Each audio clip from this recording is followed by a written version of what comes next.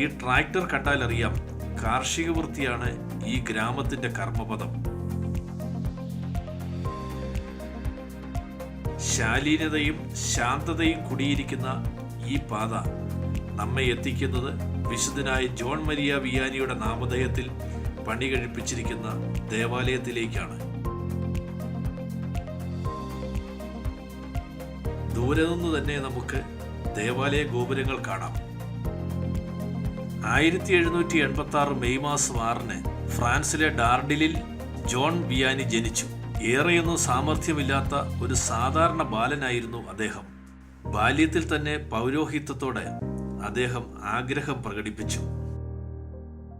1809 Napoleon ചക്രവർത്തിയുടെ സൈന്യത്തിൽ ചേർന്നുവെങ്കിലും വൈദികനാകാനായിരുന്നു അദ്ദേഹത്തിന്റെ തീക്ഷ്ണമായ ആഗ്രഹം.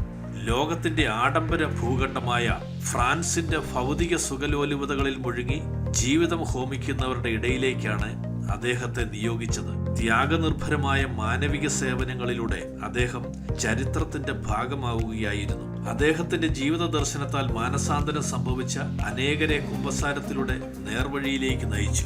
2 വർഷം കൊണ്ട് ഏകദേശം 2 ലക്ഷം ആളുകളെ കുമ്പസാരിപ്പിച്ചു എന്ന് അദ്ദേഹത്തിന്റെ സമകാലികർ രേഖപ്പെടുത്തിയിരിക്കുന്നു.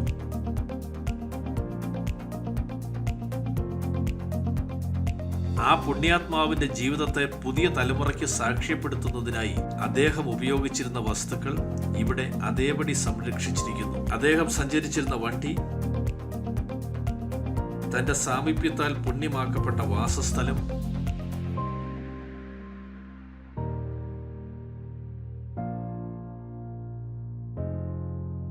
കിടക്ക, കുട, ബൈബിൾ, പുസ്തകങ്ങൾ,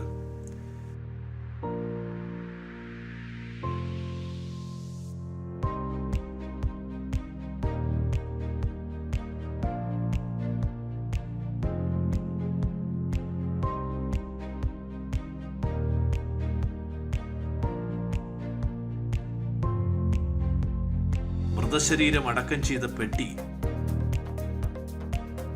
ബലിയർപ്പണത്തിൽ ധരിച്ചിരുന്ന കാപ്പകൾ എല്ലാം ഭദ്രമായി ഇവിടെ സൂക്ഷിച്ചിരിക്കുന്നു.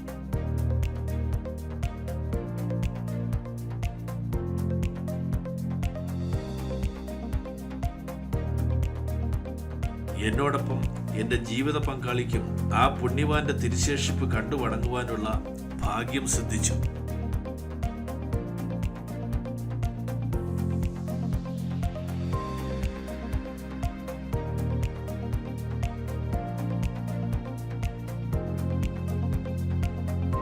കാലത്തിന്റെ ജീർണതകൾക്ക് പോലും മറയ്ക്കുവാൻ കഴിയാത്ത അദ്ദേഹത്തിന്റെ ഭൗതിക ശരീരം ദേവാലയത്തിനുള്ളിൽ പ്രത്യേകം തയ്യാറാക്കിയ അൾത്താരയിൽ പ്രതിഷ്ഠിച്ചിരിക്കുന്നു.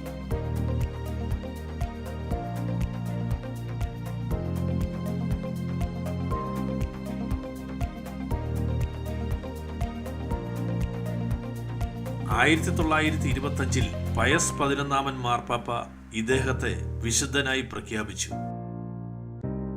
1929 വൈദികരുടെ മധ്യസ്ഥനായി നാമകരണം ചെയ്യപ്പെടുകയും ചെയ്തു. ഞങ്ങൾക്കൊപ്പമുണ്ടായിരുന്ന വൈദികരോടൊപ്പം ആ പുണ്യവാന്റെ നാമധേയത്തിലുള്ള ദേവാലയത്തിൽ ബലിയർപ്പിക്കുവാനുള്ള സൗഭാഗ്യവും ലഭിച്ചു.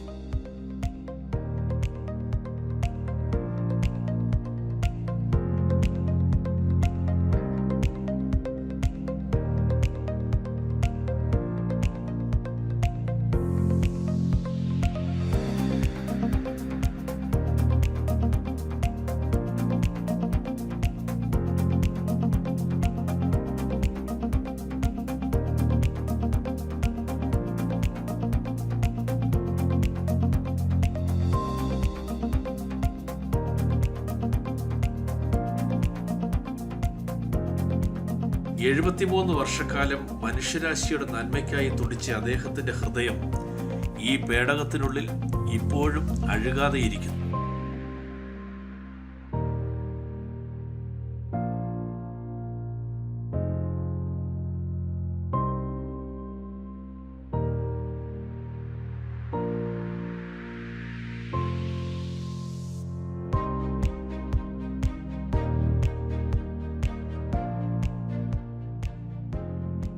വൈദികരുടെ മധ്യസ്ഥനായ ജോൺ മരിയ വിയാനി എന്ന പുണ്യാത്മാവിന്റെ ദേവാലയത്തിൽ ഒരു ദിനം പ്രാർത്ഥനാ നിർഭരമായി ചിലവഴിക്കുവാൻ സാധിച്ചതിനുള്ള ധന്യതയോടെ അടുത്ത ലക്ഷ്യസ്ഥാനമായ പാരീസിലേക്ക്